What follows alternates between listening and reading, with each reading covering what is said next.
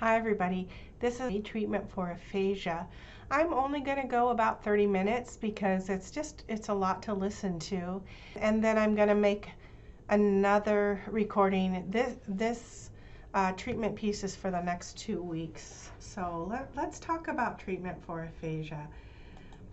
When we look at what we call process-oriented treatment and the efficacy of that treatment, you'll see from your book and just historically that neurologists weren't real convinced that speech pathology did anything, that we had efficacy. They thought, well, this is just all spontaneous recovery, and as long as this patient is medically stable, they're going to do what they do.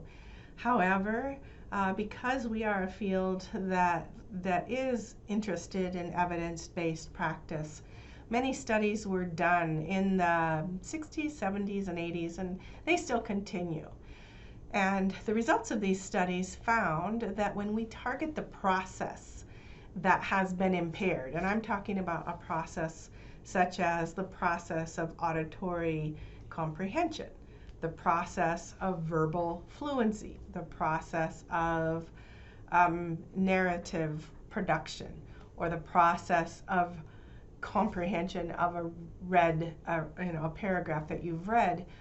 When we target these processes, we do find that our therapy is effective.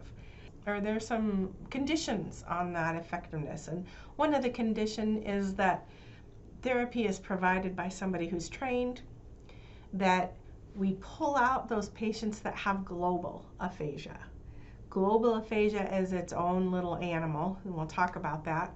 When we look at studies where the intensity, like whether somebody had therapy 4 days a week versus 1 day a week, when we controlled for intensity, the content that was in that therapy, how long that therapy was, and the timing when we started therapy early after recovery, as soon as the person was medically stable, and when we use the right tools for evaluating pre and post, especially that's where that PICA test was so appropriate, because you could see the little gradations of improvement given that 16-point scale. If we use sensitive and reliable measures to document that progress, and then when therapy extended out into real-world situations, we can say that this therapy, process-oriented therapy, is effective. Most common approaches tend to really treat what looks like the test. And this is the one area where you can treat to the test. You're not going to teach those same items from the Boston or from the Western Aphasia Battery, but you're going to do those same things. And so if you understand your tests and how and what they're composed of, you will have a very strong basis for what to do in therapy. But you have to pull it back to the goal of therapy is to increase that individual's life quality. So you have to look at where they are, what they cannot do, and what they want to do. Again, you're treating those underlying processes. Where are they failing in their ability to communicate? Is it more receptive? Is it just the nuances of language? And the idea is that you're going to reactivate or stimulate that process. And you're moving from stimulation to functional use. We use the case of global aphasia, those individuals with global aphasia, and we pull that out and treat that very differently.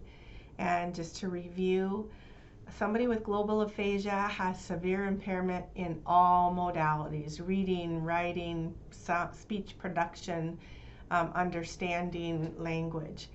They may have some preserved articulation. They may have those stereotypies or those stereotypical utterances. It may be jargon. It may be preserved swear words, but they probably can't even be reliable in yes/no questions. We know that if people still have all of these global aspects 1 month post their stroke, there's an 83% chance that they're going to express with global aphasia a year later.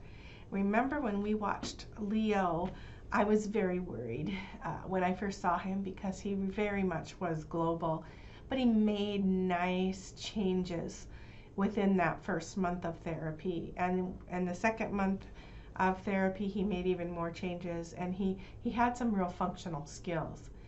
If he wouldn't have, that was my fear, that he would be one of what we would call a global aphasic.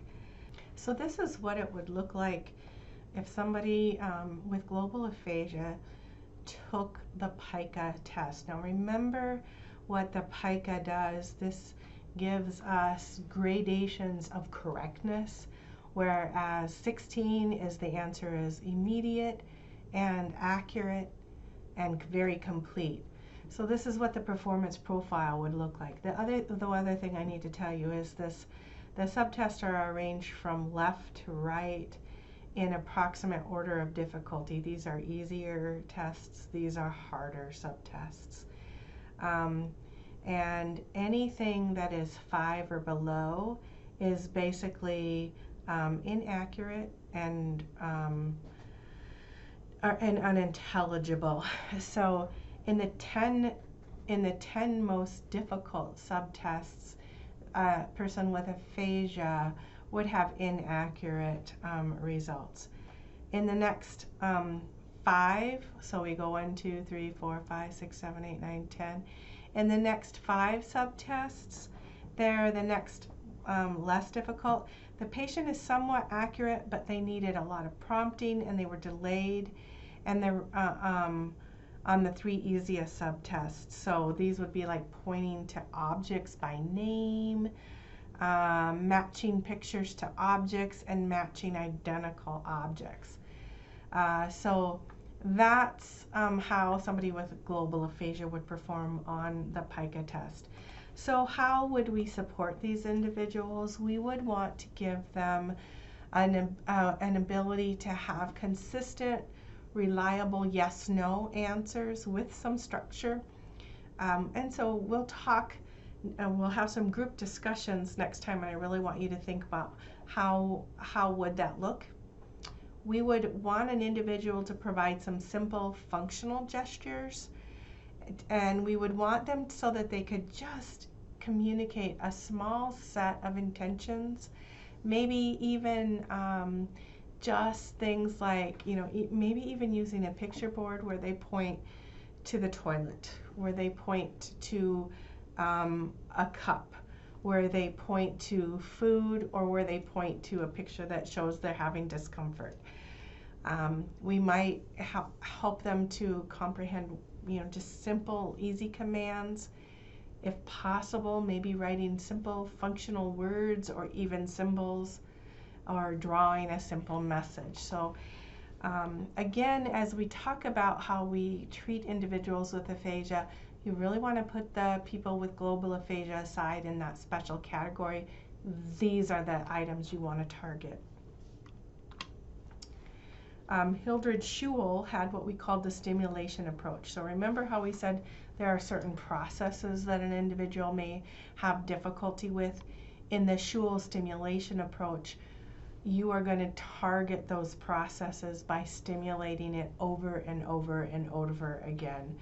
She really has this this school of thought. Well, she's gone, rest her soul, but her philosophy was to look at what the person did with the assessment, categorize that behavior, and then give this individual a benefit of the doubt. They've got competence in there.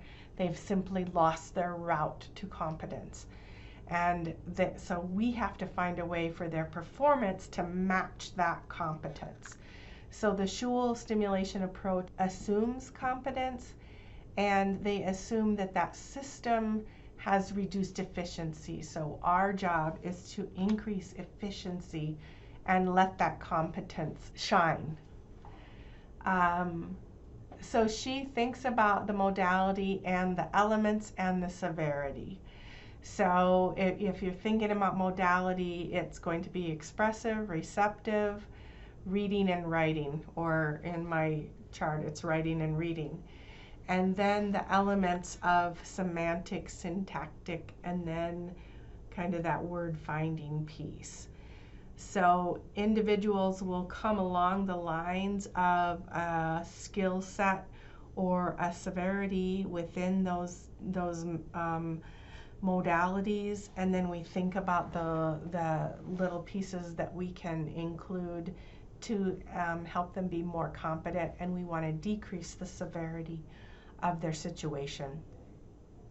So the principles of the Schuel stimulation therapy is that you are providing controlled, strong, and intense auditory stimulation. She really starts with auditory because that's the foundation, and the idea is that auditory input, and which is sensory input, is going to alter the brain activity. So you do repeated stimulation because it's a very important intrinsic part of the reorganization, the ability to store and retrieve information. And she does channel it through the auditory model. As a clinician who treats somebody with aphasia, her idea or her mantra for you is that you're not a teacher, you're a stimulator, and you're there to provide that stimulation, but yet the patient is an active participant in the therapy.